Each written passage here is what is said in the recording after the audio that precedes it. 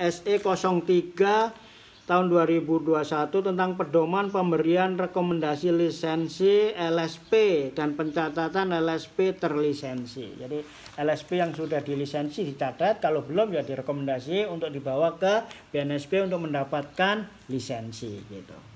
Jadi LSP diberikan lisensi sesuai dengan peraturan perundang-undangan yang berlaku. LPPK, kita membahas LPPK. Sebenarnya sudah kita jelaskan di depan tadi bahwa LPPK itu adalah terdiri dari dua ya, yaitu lembaga pendidikan, SMK, Poltek, perguruan tinggi maupun lembaga pelatihan kerja, yaitu lembaga pelatihan kerja swasta maupun pemerintah seperti katakanlah BLK punyanya Naker atau punyanya Pemda, dan juga LPK perusahaan seperti yang dimiliki oleh Yuti, PTPP, Trakindo, mungkin yang lain juga ada saya belum tahu. Nah itu digolongkan menjadi dua. Jadi persyaratan register LPPK nanti juga harus diregister yang bidang konstruksi, itu harus dicatatkan di Kementerian PUPR melalui LPJK. Oke, itu ya. Jadi LPPK ini tentunya yang belum ya, yang mau mendirikan LPPK tentunya memiliki instruktur atau tenaga pengajar yang bersertifikat. Untuk memperoleh sertifikat kompetensi seorang pengajar itu bisa melalui LSP IALKI namanya. Nah, IALKI sekarang punya LSP untuk mengeluarkan sertifikat kompetensi instruktur. Jadi seorang pengajar harus memiliki sertifikat kompetensi instruktur pelatihan. Nah, bagaimana teman-teman yang sudah memiliki katakanlah akta 5 ya bagus juga, tapi kalau bisa adalah dilengkapi dengan sertifikat seorang instruktur. Selain itu harus memiliki sertifikat kompetensi teknisnya sesuai dengan bidang yang diajarkan. Jadi harus ada dua yang sertifikat minimum yang dimiliki. Kemudian tugas LSP lanjut saja tentang asesor Bapak Ibu sekalian. Perlu saya sampaikan di sini bahwa mungkin Bapak Ibu sekalian sudah ada yang jadi asesor ya. Atau nanti yang sudah punya asesor BNSP tapi belum menjadi asesor di mana-mana, boleh nanti daftar ke kami salurkan, kami tawarkan kepada LSP yang baru ini pada nyari asesor. Tetapi gini Bapak Ibu sekalian, asesor itu tentunya nanti dicatat oleh LPJK ya, tetapi memiliki sertifikat asesor yang dikeluarkan oleh BNSP dengan skema yang baru kemarin. Maka dari itu yang belum kan harus di RCC ya, sesuai dengan 161 yang pernah kami provokasi kepada Balai untuk melakukan pada tahun 2020 kemarin, tapi kami tidak bisa melihat mengontrol karena pandemi ya gitu. Kemarin kelihatan sudah dilaksanakan seluruh Indonesia. Kemudian sertifikat asesor itu diterbitkan oleh BNSP, kemudian sertifikat dan asesor harus memiliki sertifikat sesuai dengan apa yang diajarkan, apa yang diujikan, artinya memiliki SKA gitu ya, memiliki SKA. Untuk seorang asesor yang memiliki SKA jenjang 9 itu boleh menguji untuk jabatan kerja pada jenjang 9. Untuk asesor yang memiliki sertifikat asesor dan memiliki sertifikat kompetensi pada jenjang 8 gitu, yaitu dengan ahli madya, maka boleh atau dapat menguji jabatan ahli jenjang 7 dan jenjang 8. Sedangkan seorang asesor SKK kualifikasi pada paling rendah jenjang 6 atau dengan kualifikasi ahli muda, kalau dulu ahli muda ya, kalau sekarang mungkin 7 nih. Itu untuk pengujian kompetensi pada teknisi dan analis. Jadi seorang asesor paling rendah jenjang 3 atau setara dengan kualifikasi jenjang terampil kelas 1 dulu boleh menguji adalah jabatan kerja operator. Artinya seorang asesor level 7 itu boleh menguji level 7 gitu. Untuk level 6 boleh menguji level 6 dan di bawahnya. Untuk level 9 boleh menguji level 9. Untuk level 8 boleh menguji setaranya dengan level 8 dan level 7 gitu dan sebagainya. Mungkin itu yang agak perlu kita cermati. Skema sertifikasi kompetensi. Kalau skema saya rasa Bapak Ibu sekalian yang berkecimpung di LSP sudah paham apa itu yang ditetapkan oleh skema. Skema itu ditetapkan oleh LSP dan diverifikasi. Sedangkan biaya proses uji kompetensi dan sertifikasi oleh LSP nantinya itu adalah nanti ditetapkan oleh Menteri PUPR gitu. Dan saat ini sudah keluar biayanya, maksudnya permennya, yaitu ada biaya pelaksanaan uji kompetensi dan biaya operasional dan biaya pemberdayaan SDM LSP. Maka dari itu nanti ada beberapa LSP yang mungkin lebih murah sedikit dibandingkan dengan LSP lainnya. Kita tidak lepas begitu saja sehingga diatur supaya perbedaan LSP 1 dengan LSP lainnya tidak terlalu tinggi ya ringnya ya, sehingga ada yang kita tetapkan. Tetapi nanti ada yang bisa lebih tinggi kalau memang tidak memiliki asesor di daerah itu. Katakanlah LSP kan kebanyakan didirikan di Jakarta. Untuk yang LSP P3 oleh asosiasi di daerah, kalau tidak punya TUK atau tidak memiliki asesor setempat, maka akan banyak menggunakan asesor yang dari Jakarta sehingga menambah biaya uji kompetensi karena menambah biaya perjalanan. Kalau LSP yang semacam ini nanti tentunya akan sedikit dilirik ya oleh peminat uji kompetensi karena lebih mahal daripada LSP lainnya.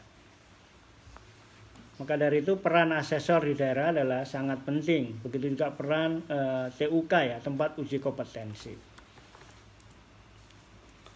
Tata cara pemberian lisensi. LSP mengajukan permohonan kepada Menteri melalui LPJK, Bapak sekalian.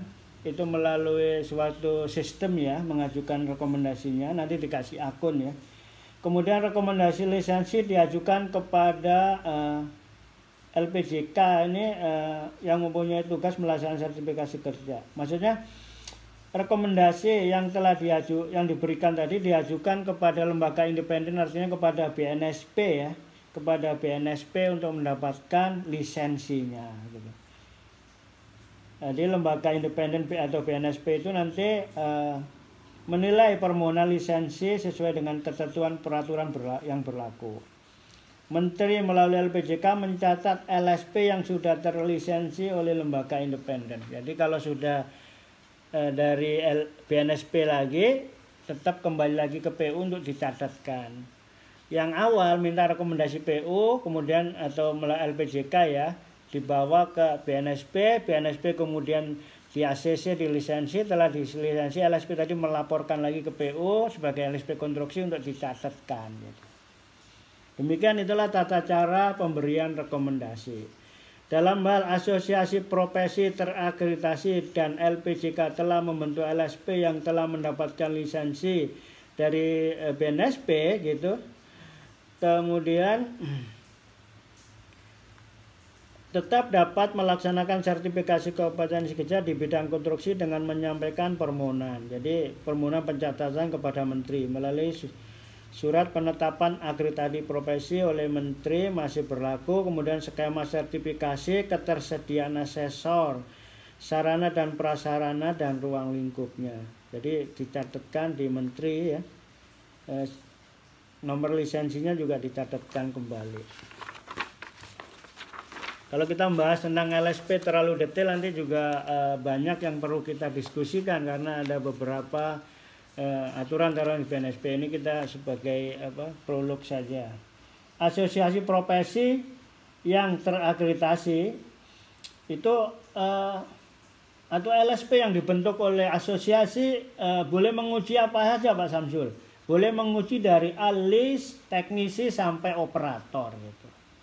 Sesuai dengan apa? Sesuai dengan klasifikasi yang disediakan atau menyediakan sertifikasi kompetensi sesuai klasifikasi dan subklasifikasi asosiasi profesi pembentuknya. Kemudian bagaimana lembaga perguruan tinggi? Lembaga perguruan tinggi, Poltek katakanlah gitu ya, katakanlah Poltek gitu, peserta yang boleh adalah lembaga didik lulusan daripada lembaga tersebut, atau perguruan tinggi juga boleh menguji pada lembaga lulusan dari universitas tersebut. Kalau perguruan tinggi untuk ahli, kalau untuk Poltek adalah untuk jabatan kerja analis dan teknisi. Kalau SMK hanya untuk operator kepada siswanya juga. Itu dari kualifikasinya. Bagaimana dari klasifikasinya? Semua klasifikasi dan subklasifikasi bidang keilmuan jakon yang sesuai dengan jurusan bidang sesuai dengan lembaga pendidiknya. Jadi kalau universitas di LSP itu ada jurusan sipil, jurusan arsitek, boleh mengajukan skema sesuai dengan hal itu juga gitu. Maka nanti kalau perguruan tinggi itu berarti bidang ahli, kalau Poltek adalah masuk analis atau teknisi, tetapi semua itu sesuai dengan jurusannya.